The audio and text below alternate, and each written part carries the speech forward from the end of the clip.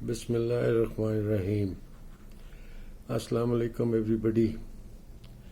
वैसे it must be something to do with my age, मगर सबसे बड़ी बात जो मुझे इरिटेट और फ्रस्ट्रेट करती है ना, when I C some personalities जिन्होंने किसी न किसी इंस्टीट्यूशन में सारी ज़िंदगी काम किया होता है और उस इंस्टीट्यूशन से फैसिलिटीज़ भी ली होती है, नाम भी उनका उसी इंस्टीट्यूशन पे काम करने की वजह से होता है, मगर रिटायरमेंट के बाद उनके मुंह से उस इंस्टीट्यूशन के बारे में कोई पॉजिटिव बात नहीं निकलती।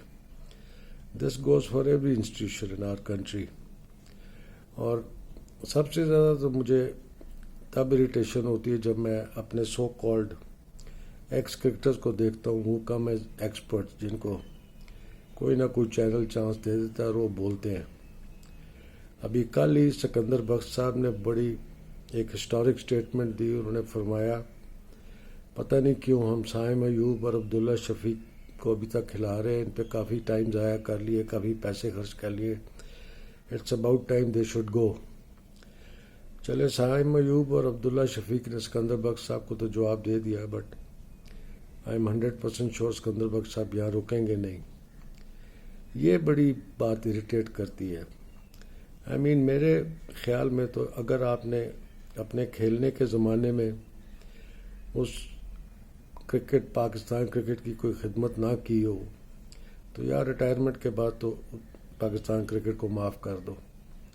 हमारी अगर पूरी आप हिस्ट्री निकाल के देख लें, हमारी इस बात पे आज तक खाते रहे क्योंकि किसी ने कंसिस्टेंट परफॉर्मेंस ही नहीं दी।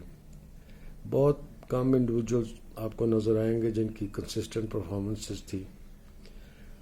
पुरानों में से तो ज़हीर अब्बास को गिन लें, फिर जावेद मियांदाद को गिन लें, फिर ग्रेट खान साहब को गिन लें, वसीम अकरम, वकार यूनुस को गिन लें, ये थे कंसिस्टेंट जो करते थे। सईद अनवर को ले लें, आमिर सोहेल को ले लें, रमीज़ राजा को ले लें। मगर ये सम और the other this is a very unfortunate coincidence कि जो एक्सपर्ट्स बने ना बाद में आके, वो थे जिन्होंने अपने ज़माने में कुछ नहीं किया। आई मीन इनमें से कोई ऐसे हैं जिनका साफ पता लगता है उनका पर्सनल एजेंडा और वो एक पर्सनैलिटी के पीछे गए हैं।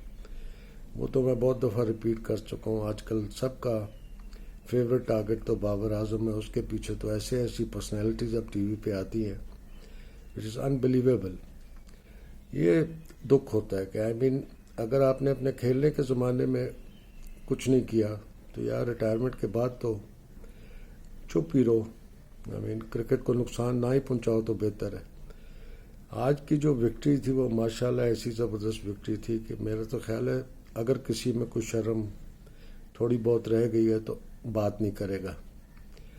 अभी भी खैर the way we played it was fantastic. It was मतलब ऑस्ट्रेलिया के ख़िलाफ़ खेलते हुए आपका ऐसी फीलिंग हो कि मैच वाज वन साइडेड, तो it is something close to a miracle type of a thing. और जिस तरह की विक्ट्री 9 विकेट से 10 विकेट्स की भी हो जानी थी।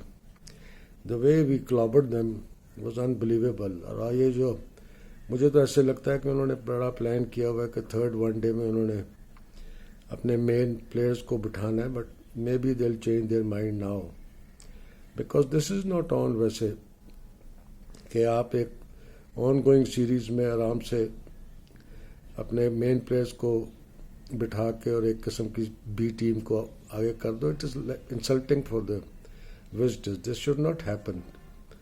अब आईसीसी दाएं बाएं हर चीज़ का रूल तो बनाती रहती है, उसको इसमें भी देखना चाहिए कि way the things are going, this is not the वे।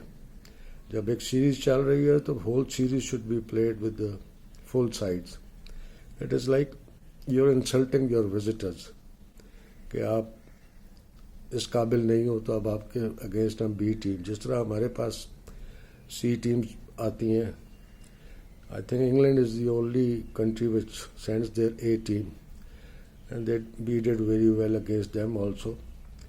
मगर ये चक्कर गलत है। I mean this ICC should look into it. और दूसरा, मैंने बहुत अर्सा पहले भी एक बात की थी, मैं I can foresee a problem with DRS जो होना ही होना है। अगर आज आपने मैच देखा और स्मिथ का एलबीडब्ल्यू देखा और मुझे कोई साइंटिस्ट बता दे कि वो जो بال تھا وہ ہاف سے زیادہ وکٹوں پہ لگنا تھا یا نہیں. یہ جو امپائرز کال ہے نا اس کا رپورٹ پڑھنا ہی پڑنا ہے. ابھی تک یہ ڈی آر ایس اس لیے سروائیو کر رہا ہے کیونکہ ہم جیسی ٹیمیں افیکٹ ہو رہی ہے. جس دن یہ سپر سٹارز والی ٹیمز اور یہ ٹاپ کی ٹیمز میں سے کسی پہ ایک دو ڈی آر ایس کی ڈیسیژنز غلط گئیں تو بڑی لمبی پرابلم پڑے گی. But all said and done, let's celebrate our victory today. Fantastic the way they played. And again, جس طرح میں نے انگلینڈ سیریز میں کہا تھا کہ hardly anybody was mentioning کہ رضوان کی پرفارمنس کیا تھی behind the wickets. آج بھی بہت کم لوگوں نے پوائنٹ آؤٹ کیا ہے اس کی پرفارمنس. ہی از unbelievable.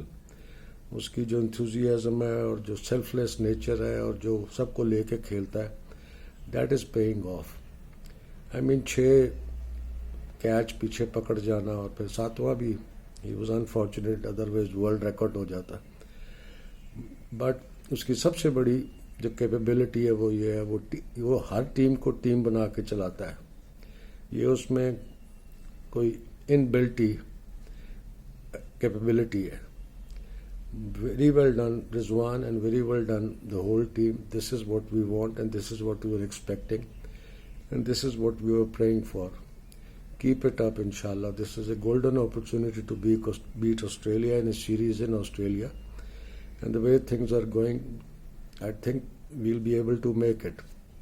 Very well done اور سب کو مبارک ہو اور اللہ خیر کرے اور آگے بھی برکت ڈالے. Thank you. السلام علیکم.